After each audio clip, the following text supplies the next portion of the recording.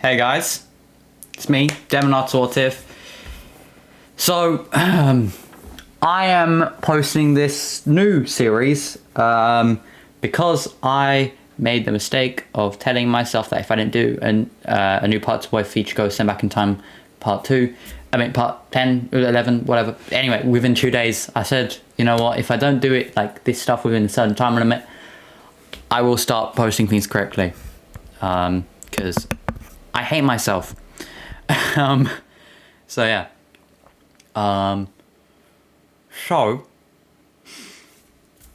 I ended up instantly messing up, and I now will be making this. So yeah, as you can see from the title page, which I made myself, you know, it looks not too shabby. The background image is taken from the internet though. So yeah, this is what if Izuku was in Genshin Impact. So yeah, I'm gonna be kind of doing sort of a part 0 to this. This is kind of be where this will kind of be where I describe like what is going on, like what I'm gonna be doing in it.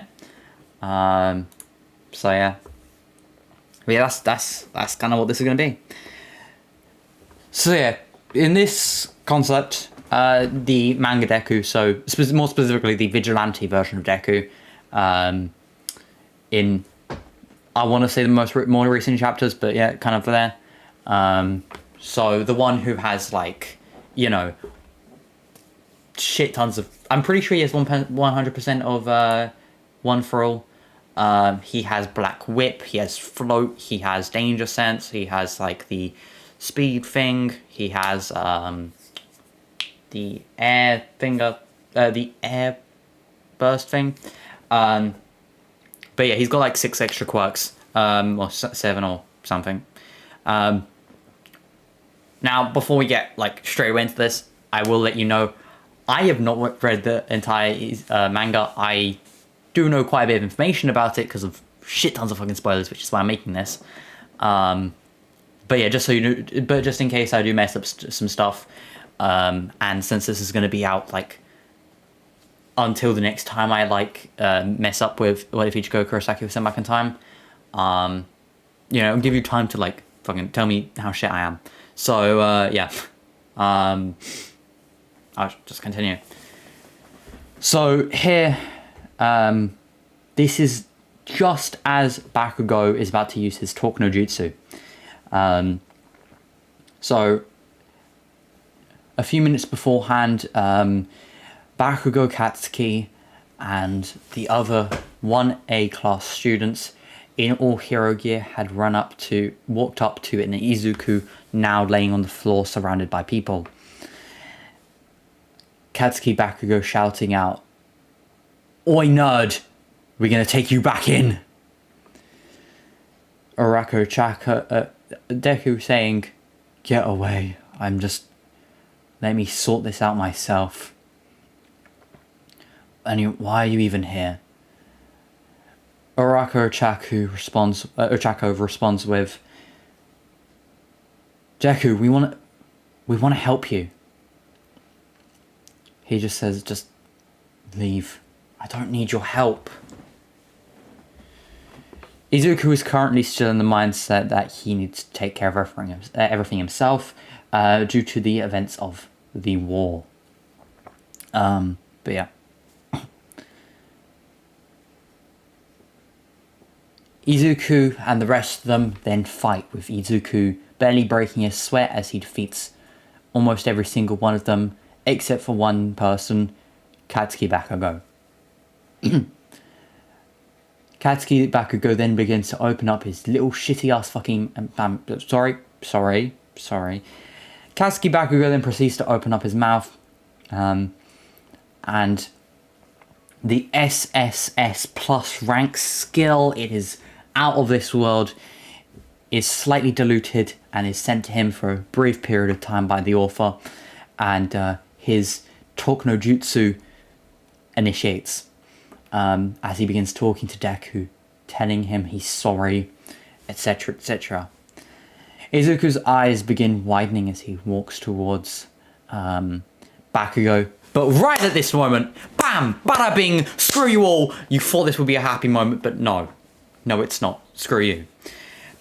What happens here is Kurogiri, or Aizawa's childhood friend, who is currently at Central Hospital, has briefly awakened, and still under the effects of, you know, being dead, basically sends, and without thinking, opens up a portal to IzukuMidoriya without even thinking where it's going.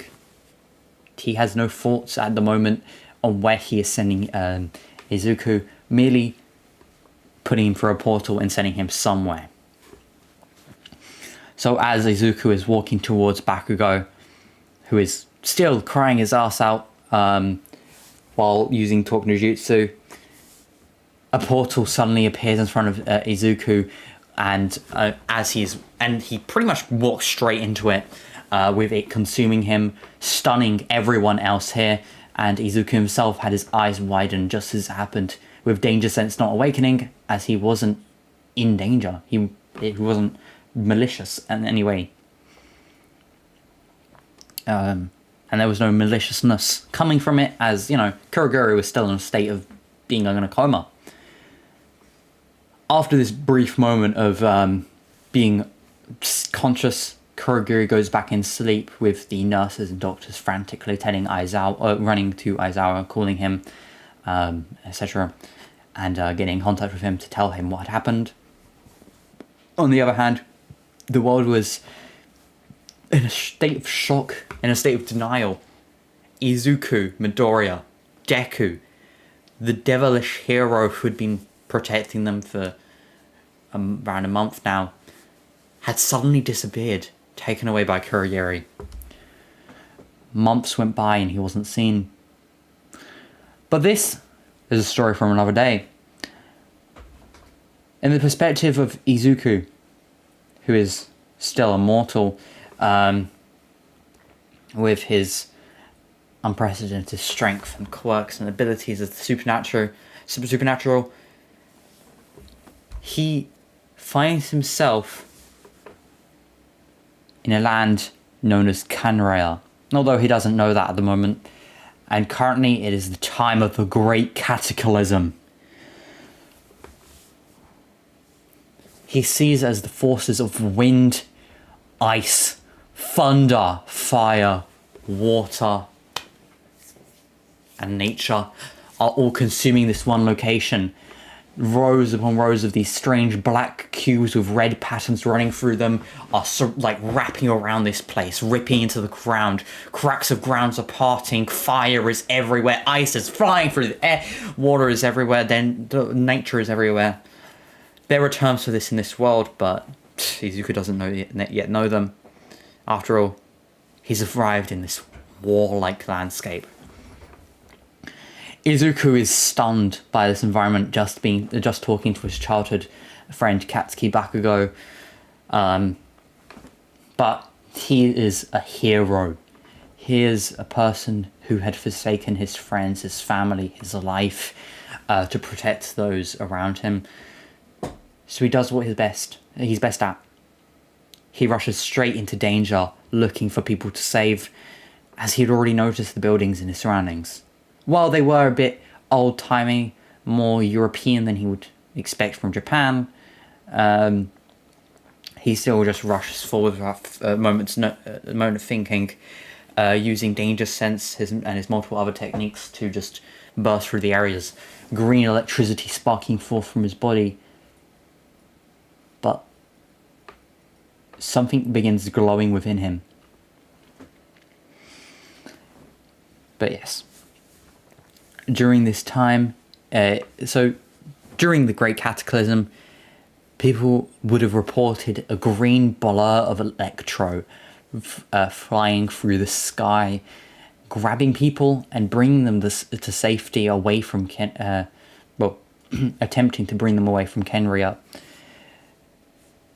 Now, while these events, these accounts may have been lost to time, outside of the Archons and the great, what's the fuck is the name? What is that? What? She's like the balancer or some shit. Whatever her name is. Being they would be the only ones to still have accounts on him, and as well as Dainsleif. It would still be part of the myth of Canria. A green electric-like blur flying through the sky and attempting to save the people of Kemria. Now, little did he know these people were slowly becoming monsters of the abyss. Mages, and such.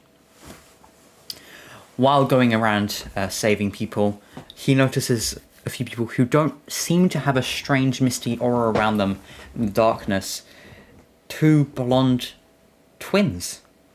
They are wearing clothing much like the others, not like what he would have remembered, although he's still trying to make himself think that they may be heroes, they may be villains, but yeah, he's still saving them, as he doesn't really fully know yet.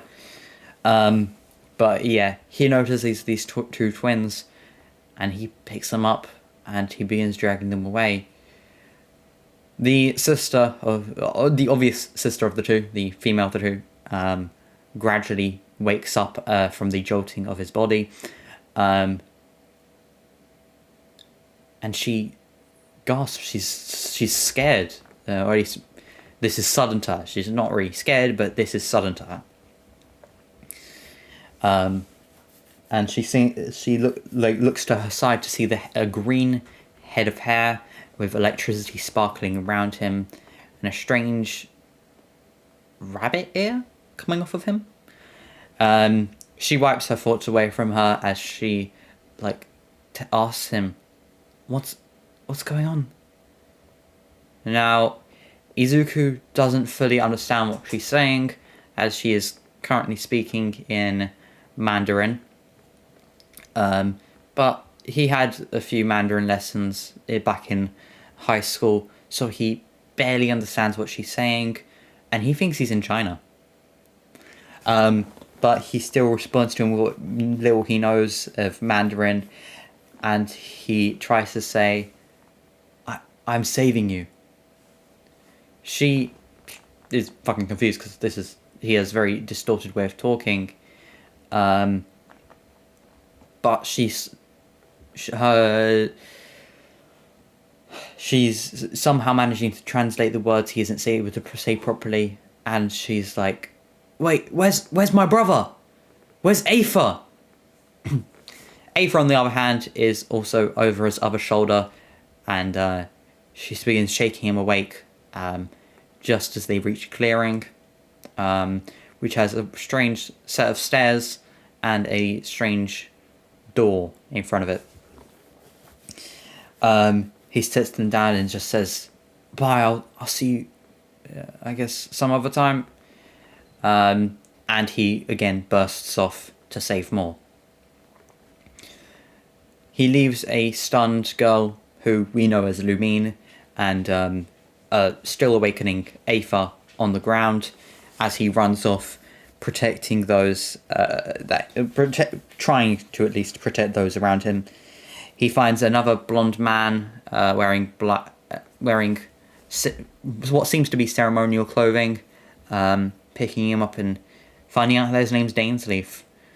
He is continuously going around doing this, but he does see a few strange people in the sky. He even finds sees a strange city in the sky, but he ignores them for now as he helps these people. And as well as that, but every so often he notices these 2 large creatures flying overhead. He notices a man garbed in angel-like apparel flying through the sky. He notices a man with in a hooded garb, with rocks floating around him. He thinks these are heroes, but he doesn't have time to greet them as he continues running off. Days later, he sees 2 comets flying through the sky, and he feels a sense of familiarity. He had tried to save as many people as he could, but as soon as he had finished, he noticed that all the people he had seen had changed. He thought to himself maybe they had some latent mutant quirk that was common there, but he still didn't think that was true, as they quickly began attacking him. He didn't want to harm civilians who seemed to be under some sort of mind control, and ran off, thinking of his friend Shinso. But yeah. With this, he would wander the land, or at least trying to find his way back to Japan, because if that girl's language was any indicator, this was China. So he just needed to walk in the direction of Japan, which was overseas. Eventually, he did find an ocean, which over time he was able to pass purely by running on it at as high speeds as possible. And he would continue wandering the land. It wasn't Japan. He couldn't find it anymore. He found nothing. He found small rural settlements, but other than that, nothing. They commented on his strange garb every so often, but at this moment in time, he was a wanderer trying to find his land. Decades passed, and Izuku eventually realized he was no longer aging. Nothing was happening to him. Ever since he had turned 20, he wasn't progressing with One for All anymore. He had all of his quirks now, and he just wasn't aging. He thinks back to a few decades ago when at the start of when he had turned to 20, and how he had found within the area he was looking around a chess piece, or at least he thought it was a chess piece. It was strange. It seemed almost like some sort of futuristic mechanical machinery.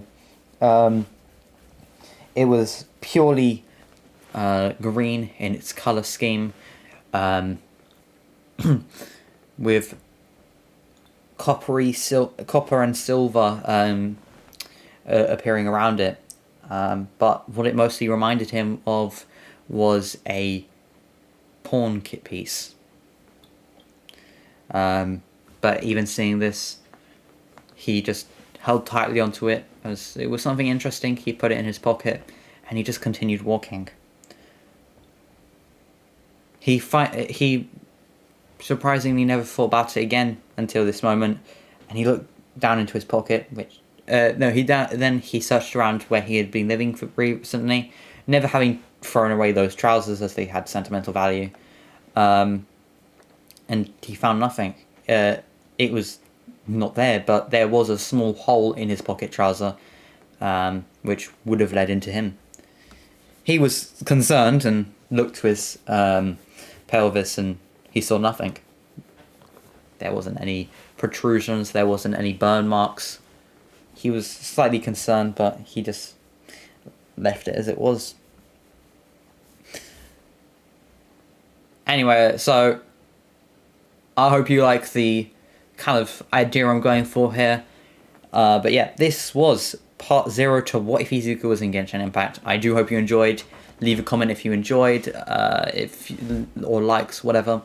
And yeah, if you didn't enjoy, of course, I can always just leave it here as a part 0, just in case anyone comes across it and enjoys it. But just tell me if you want me to try something else, because I do have another idea which is extremely similar. It's just a different character who is being sent to Genshin Impact. So yeah. But yeah, if you enjoy this, leave. I already fucking said that. But yeah, enjoy your nights. And yeah.